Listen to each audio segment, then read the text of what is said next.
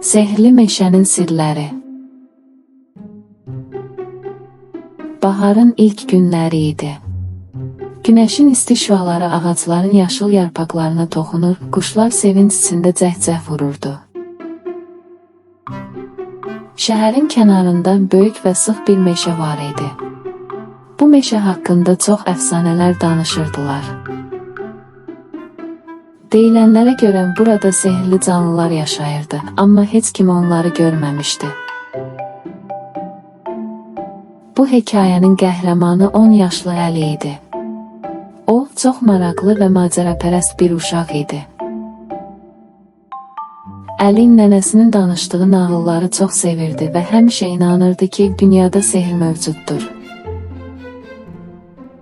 Bir gün Əli dostları Aysu və Rəşadla birlikdə meşəyə getməyə qərar verdi. Onlar bu sehrli meşədə nələrinsə gizləndiyini hiss edirdilər. Macəra başlayır. Səhər tezdən yola düşdülər. Əli bir çantaya su və bir neçə sendviç qoydu. Aysu kiçik bir kompas və cib fənəri götürdü. Rəşad isə bir dəftər və qələm aldı ki, gördüklərini qeyd etsin.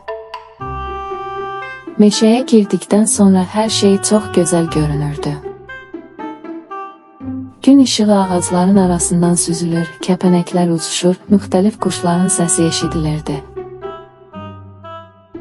Lakin onlar dərinlərə doğru irəlilədikcə hava biraz fərqli hiss olunmağa başladı. Meşənin içində sanki zaman dayanmışdı. Ətrafda nə bir quş səsi, nə də yarpaq xışıltısı eşidilirdi. Uşaqlar, siz də hiss edirsinizmi? Əli pıçıltı ilə soruşdu. Aysu və Rəşad başlarını tərpədərək razılıq etdilər. Birdən meşənin içindən zəif bir pıçıltı eşitdilər. Sanki kimsə onlara səslənirdi. Bəlkə geri dönək. Aysu biraz qorxu ilə dedi. Xeyr, biraz da irəliləyək. Ola bilər ki, nənəmin danışdığı sirli canlılar burada yaşayır. Əli həyəcanla dedi. Sehrli yolu kəşf edirlər. İrəlilədikcə önlərində parlayan bir işıq peyda oldu. Bu, adi günəş işığına bənzəmirdi. Sanki yerin altından çıxan sehrli bir işıq idi. Onlar ehtiyatla yaxınlaşdılar və böyük bir qayanın yanında qəribə bir işarə gördülər. İşarənin üzərində tanımadıkları bir dildə yazılar var idi. Bəlkə bu sehrli bir qapıdır. Rəşad təəccüblə soruşdu. Əli əllərini qayanın üzərinə qoydu və birdən-birə qaya titrəməyə başladı. Uşaqlar geri çəkildilər.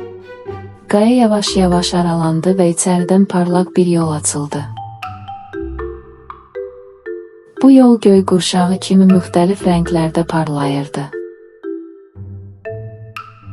Gəlin, içəri girək. Əli həyəcanla dedi. Amma bu təhlükəli ola bilər. Aysu tərəddüd etdi. Biz bir-birimizin yanındayıq. Qorxmağa ehtiyac yoxdur, Rəşad dedi və birlikdə içəri girdilər. Sehrli meşənin içində. Onlar içəri keçən kimi qəribə bir dünya ilə qarşılaşdılar.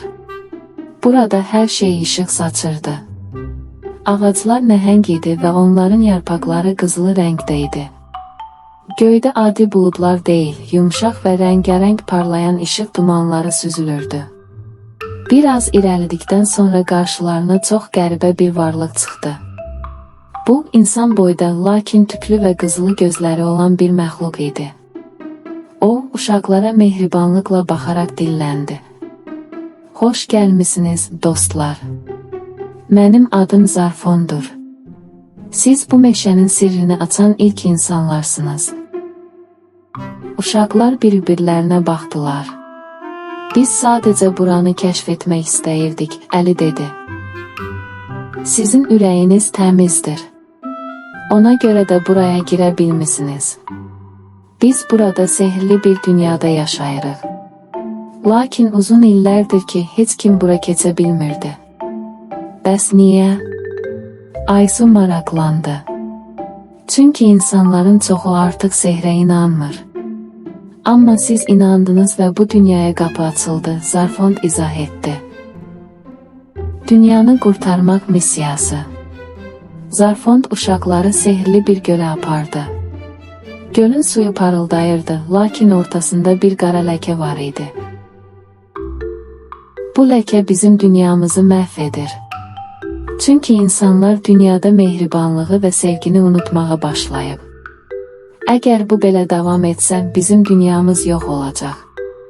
Bunu necə xilas edə bilərik? Rəşad soruşdu. Yalnız saf ürəyə sahib olanlar bu gölə toxuna bilər. Əgər siz ürəyinizdəki sevgini və dostluğu gölə versəniz, bu ləkə yox olacaq. Uşaqlar bir-birlərinin əlindən tutdular və birlikdə gölə yaxınlaşdılar. Gölün üzərində əllərini birləşdirib gözlərini yumdular.